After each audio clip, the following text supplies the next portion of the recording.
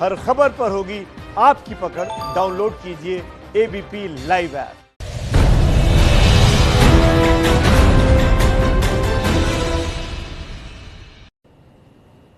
नमस्कार, देश सेवा करने वाला पहला टीवी न्यूज शो मातृभूमि लेकर हाजिर हूं मैं शोभना यादव। हम तबलीगी जमात के मुखिया मौलाना साद पर एक बड़ा खुलासा करने जा रहे हैं। खुलासा यह है कि आज से 12 साल पहले साल 2008 में भी मौलाना साद पर एक केस दर्ज किया गया था। मौलाना साद पर आरोप लगे थे कि उन्होंने संरक्षित धरोहर को नुकसान पहुंचाकर अवैध निर्माण कराया है। यह मामला दिल्ली के निजामुद्दीन इलाके का है। मौलाना साद के खिलाफ उस वक्त एफआईआर पुरातत्व विभाग की शिकायत पर दर्ज की गई थी। उस वक्त देश में यूपीए और दिल्ली में कांग्रेस की सरकार थी। तो 12 साल पहले 2008 में भी मौलाना साद पर मामला दर्ज हुआ था। हमारे रिपोर्टर ओम प्रकाश तिवारी का यह खुलासा देश को बताएगा कि आखिर मौलाना साद के ऊपर जांच एजेंसियां हाथ डालने से क्यों हिचक रही हैं। जांच एजेंसियों को यह पता चल चुका है कि पहले भी मौलाना साद के खिलाफ केंद्र सरकार के सरकारी विभाग ने एफआईआर दर्ज कराई थी। एफआईआर में पहले तो मौलाना के खिलाफ कानूनी कार्रवाई की बातें की गई थी, लेकिन उस एफआईआर पर कोई कार्रवाई नहीं हुई। 12 साल बाद मौलाना साद को वो सच ओम प्रकाश तिवारी खोज कर निकाल कर लाए हैं। पहले ये हमारी रिपोर्ट देखिए और फिर ओम प्रकाश तिवारी से हम जानकारी लेंगे। लाइव हमारे साथ जुड़ेंगे ओम प्रकाश तिवारी। ये मरकजी मस्जिद है, ये लाल महल है।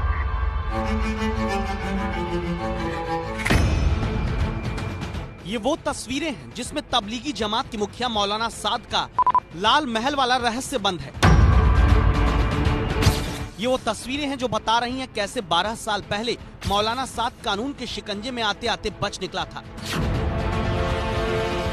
12 साल बाद भी मौलाना साद पर गंभीर आरोप लगे हैं, लेकिन वो अपने गुनाहों का हिसाब देने सामने नहीं आ रहा। बार बार एक सवाल पूछा जाता रहा कि जब दिल्ली पुलिस तबलीगी जमात के मुखिया मौलाना साद और उसके सहयोगियों के खिलाफ गंभीर आपराधिक धाराओं के तहत मुकदमा दर्ज कर चुकी है, जब प्रवर्तन निदेशालय मनी लॉन्ड्रिंग के तहत मुकदमा दर्ज कर चुका है, फिर भी देश की जांच एजेंसियां मौलाना साद पर हाथ क्यों नहीं डाल रही, न ही उसे पूछताछ के लिए बुला सकी, जबकि साद कहां छिपा है ये सब जानते हैं। आज संवाददाता ओम प्रकाश तिवारी इन तमाम सवालों के जवाब देने जा रहे हैं। दरअसल जांच एजेंसियां इसके पहले भी एक बार मौलाना साद के खिलाफ हुई एफआईआर का हश्र देख चुकी हैं। साल 2008 में केंद्र सरकार के एक विभाग ने मौलाना साद के खिलाफ बाई नेम एफआईआर दर्ज कराई थी, लेकिन इस एफआईआर का हश्र न कारखाने में तूती की आवाज की तरह हुआ। मौलाना साद के खिलाफ कार्रवाई तो दूर, उसे पूछताछ के लिए भी नहीं बुलाया गया था। एबीपी न्यूज के पास मौलाना साद के खिलाफ हुई उस एफआईआर की कॉपी मौजूद है। ध्यान से देखिए इस दस्तावेज को। यह भारत सरकार के आर्कियोलॉजिकल सर्वे ऑफ इंडिया का दस्तावेज है। भारत सरकार का ये विभाग पुरातत्व के अवशेषों के संरक्षण का काम करता है। सरकारी मुहर वाले इस दस्तावेज में निजामुद्दीन के एसएचओ से शिकायत दर्ज की गई, जिसमें लिखा है, इस कार्यालय को मिली जानकारी के अनुसार आपको सूचित किया जाता है कि बस्ती निजामुद्दीन में संरक्षित एवं ऐतिहासिक स्मारक 12 खंबा से लगभग 20-22 मीटर की दूरी पर एक लाल स्मारक है। उस स्मारक के अंदर मौलाना साद और मौलाना जुबैर नव निर्माण कार्य करा रहे हैं। ये काम संरक्षित स्मारक नियमावली 1959 एवं संशोधित अधिनियम 1992 के तहत बिना भारतीय पुरातत्व सर्वेक्षण विभाग से अनुमति लिए गैर कानूनी है। इस गैर कानूनी निर्माण को जल्द से जल्द रुकवाया जाए और एफआईआर दर्ज करके जरूरी कार्रवाई की जाए। मरकज मस्जिद के ठीक बगल में और तबलीगी जमात के हेडक्वार्टर के पीछे ये है लाल महल की वो इमारत जिसको लेकर शिकायत दर्ज कराई गई थी।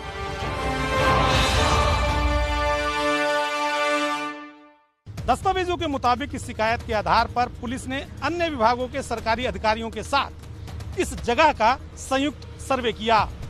इस संयुक्त सर्वे में शिकायत को सही पाया गया, जिसके आधार पर मामले में तत्काल एफआईआर दर्ज करने को कहा गया। अब टीवी स्क्रीन पर आपकी मौजूद 371 नंबर वाली एफआईआर की वो कॉपी देख लीजिए, जिसमें 1 नवंबर 2008 की तारीख दर्ज है। आरोपी के तौर पर दर्ज है मौलाना साद और मौलाना जुबैर के नाम। एफआईआर में लिखा है, लाल कुआं के ऐतिहासिक गुंबदों के आसपास टिन लगाकर काफी गहरी खुदाई की गई है। ये जगह संरक्षित जगह की लिमिट एरिया के तहत आती है। अपराध संरक्षित स्मारक अधिनियम की धारा 30 और 39 के तहत आता है। लिहाजा एफआईआर दर्ज कर कार्रवाई की जाए।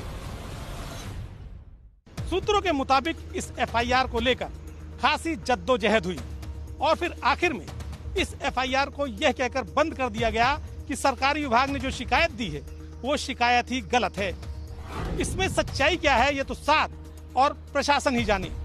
लेकिन अब एक बार फिर एक नई एफआईआर में मौलाना साद का नाम बतौर आरोपी दर्ज किया गया है और अब तक की सच्चाई यही है कि जांच एजेंसियां इस मामले में मौलाना साद से पूछताछ करना तो दूर, उसे पूछताछ का नोटिस भी जारी नहीं कर पाई हैं। और हमारे साथ ओम प्रकाश तिवारी लाइव जुड़ गए हैं। ओम प्रकाश, मेरा सवाल आपकी ये रिपोर्ट देखने के बाद यही है कि एफआईआर दर्ज होने के बाद भी दिल्ली पुलिस आखिर साद के खिलाफ कार्रवाई क्यों नहीं कर पाई है? देखिए शोभना, मैं आपको बता दूं, जब 21 तारीख को शिकायत मिली थी दिल्ली पुलिस के एसएचओ को, तो उन्होंने इस पर बहुत तेजी दिखाई थी और तेजी दिखाते हुए इसको एएसआई को मार्क कर दिया था और कहा था कि इसको तत्काल इस मामले की जांच करके रिपोर्ट दी जाए। और 10 दिनों के बाद इसमें एक जॉइंट सर्वे किया गया जिसमें दिल्ली पुलिस की टीम और इसके अलावा 2 अन्य सरकारी विभागों की टीम भी थी और 1 तारीख को इस मामले में तत्काल आनन फानन में एफआईआर भी दर्ज कर दी गई, क्योंकि जॉइंट सर्वे की टीम में साफ तौर पर कहा गया था कि जो शिकायत दी गई है वो सही पाई गई है। यानी कुल मिलाकर दिल्ली पुलिस ने 10 दिनों में तेजी के साथ कार्रवाई की। लेकिन उसके बाद दिल्ली पुलिस ने इस मामले में ढुलमुल रवैया अपना लिया और आखिर में यह कह दिया कि जिस लाल महल की बात की जा रही है या जो शिकायत दी गई है वो शिकायत ही सरकारी विभाग की वो शिकायत ही गलत है, लिहाजा केस बंद किया जाता है। और यही नहीं शोभना, केस बंद भी कर दिया गया और मौलाना साद को पूछताछ के लिए बुलाया भी नहीं गया। मेरा सवाल आपसे यह है ओम प्रकाश तिवारी कि क्या कोई सरकारी विभाग बिना जाने समझे किसी के खिलाफ पुलिस को एफआईआर करने की सिफारिश कर सकता है? अगर आर्कियोलॉजिकल सर्वे ने ये सिफारिश की तो कुछ ना कुछ आधार तो जरूर होगा। बिल्कुल शोभना, ये एकदम 100% सत्य है कि अगर कोई सरकारी विभाग किसी के खिलाफ कोई कार्रवाई करने की सिफारिश करता है तो उसके पहले तमाम तथ्यों को देख लेता है, मौके का मुआयना करता है और उसके बाद वो बाकायदा एक रिपोर्ट बनाकर अपने उच्चाधिकारियों को देता है। उच्चाधिकारियों के संज्ञान में लाए जाने के बाद यदि उस मामले में एफआईआर दर्ज कराई जानी आवश्यक है तभी संबंधित अधिकारी दिल्ली पुलिस को चिट्ठी लिखता है कि इस मामले में इस धारा के तहत उल्लंघन किया है और अगर यदि कोई सरकारी अधिकारी गलत रिपोर्ट कराता है तो उसके खिलाफ भी आईपीसी की धारा 182 के तहत उसके खिलाफ भी कार्रवाई का अधिकार है। ऐसे में सबसे बड़ा सवाल यह है कि आखिर कोई सरकारी अफसर किसी के खिलाफ गलत रिपोर्ट क्यों दर्ज कराएगा। बिल्कुल ठीक कह रहे हैं आप ओम प्रकाश, आप बने रहिए हमारे साथ। मैं अपने दर्शकों को बता दूं कि तबलीगी मरकज मामले में दिल्ली पुलिस ने आज लगभग 15 देशों के 82 नागरिकों के खिलाफ 20 आरोप पत्र दिल्ली की साकेत कोर्ट में दाखिल किए हैं। ये सभी आरोप पत्र विदेशी अधिनियम एक्ट समेत कई आपराधिक धाराओं के तहत दाखिल किए गए हैं।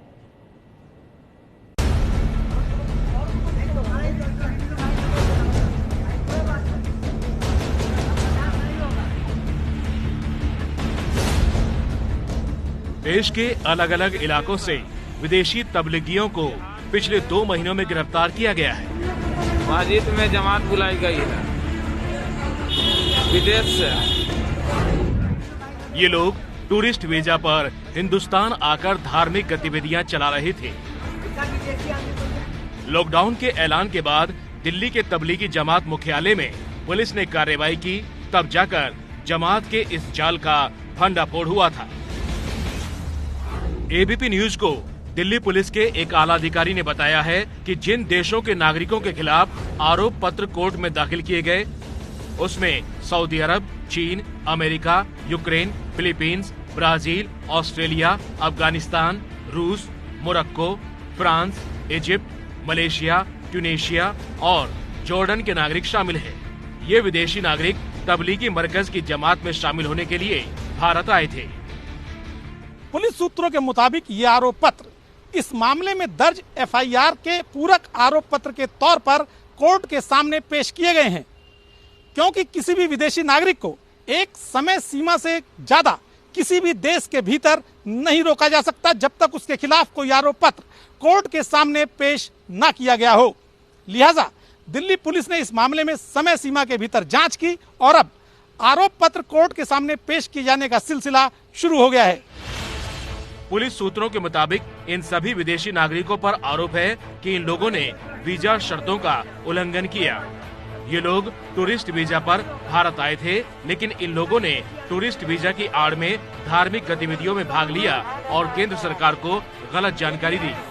लिहाजा इनके खिलाफ विदेशी अधिनियम एक्ट की धारा 14 के तहत आरोप पत्र दाखिल किए गए हैं। इस आरोप पत्र में विदेशी अधिनियम एक्ट के अलावा अन्य आपराधिक धाराएं भी शामिल की गई हैं। पुलिस सूत्रों के मुताबिक आरोप पत्र उन्हीं विदेशियों के खिलाफ दाखिल किया गया है जिन्होंने तबलीगी जमात के कार्यक्रम में भाग लिया था। आरोप पत्र वीजा शर्तों का उल्लंघन करने और उसकी आड़ में मिशनरी एक्टिविटी को चलाने के तहत है। इन विदेशियों ने भारत सरकार के कानून की गाइडलाइंस का भी उल्लंघन किया, जिसके चलते कोरोना महामारी और फैली।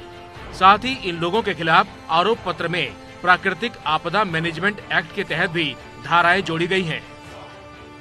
पुलिस सूत्रों के मुताबिक जांच के दौरान पाया गया कि इन विदेशी जमातियों ने भारतीय कानून की अनेक धाराओं का भी उल्लंघन किया। मसलन महामारी के समय देश में धारा 144 लागू की गई थी, लेकिन ये विदेशी 5 से ज्यादा की तादाद में एक ही जगह पर मौजूद थे। इसके अलावा अनेक विदेशियों को कोरोना महामारी भी थी, लेकिन इन लोगों ने अपने बचाव का कोई उपाय नहीं किया, जिसके चलते महामारी फैलाने में इन लोगों का योगदान हुआ। सूत्रों ने बताया कि दिल्ली पुलिस की जांच के दौरान कुल 943 विदेशी इस मामले में शामिल पाए गए। ध्यान रहे कि तबलीगी जमात मुख्यालय में अनेकों विदेशी नागरिक पाए गए थे और इनमें से कई भारत में और दूसरी जगहों पर चले गए थे। इस मामले में दिल्ली पुलिस ने तबलीगी जमात के मुखिया मौलाना साद और उनके सहयोगियों के खिलाफ मुकदमा दर्ज किया है।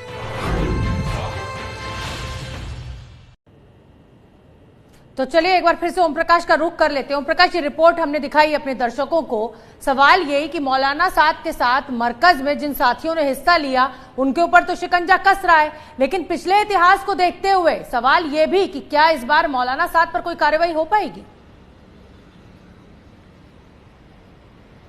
देखिए शोभना, अगर आप 2008 का और 2020 का दोनों का FIR का मसला देखें तो दोनों में पुलिस ने शुरुआती दौर में बड़ी तगड़ी कार्रवाई की।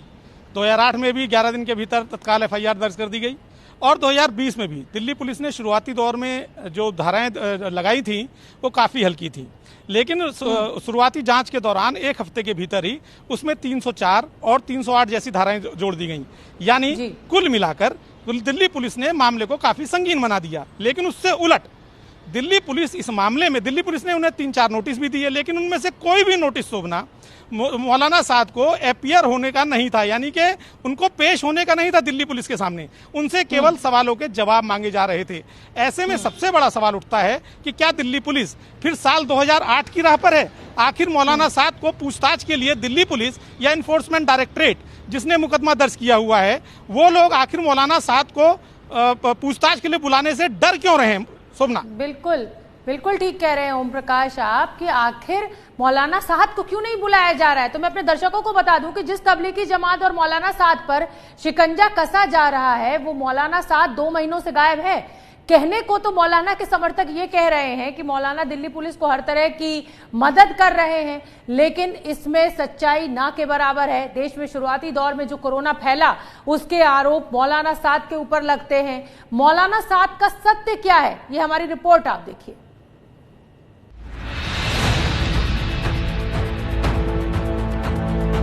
और अगर इस मशवरे की पाबंदी में कोई नुकसान आ जाए तो कभी भी मशवरे को इल्जाम मत देना, ये भी हुक्म है कुरान का।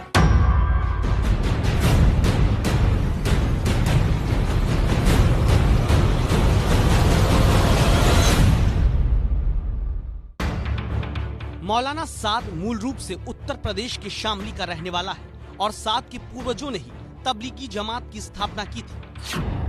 तबलीगी जमात की ताकत को समझने के लिए सबसे पहले आप इस तरह के कुछ वीडियोस देखिए। दिल्ली की ये तस्वीरें 24 फरवरी की हैं। तबलीगी जमात से जुड़े एक YouTube चैनल पर भी ये तस्वीरें मौजूद हैं, जहां जमात के जलसे के लिए हजारों की भीड़ जमा हुई थी। ऐसी भीड़ के पार रखने के लिए भी जगह नहीं है। ऐसी ही तस्वीरें महाराष्ट्र के अमरावती से भी आई थी। अमरावती में जमात का ये जलसा 9 दिसंबर को हुआ था।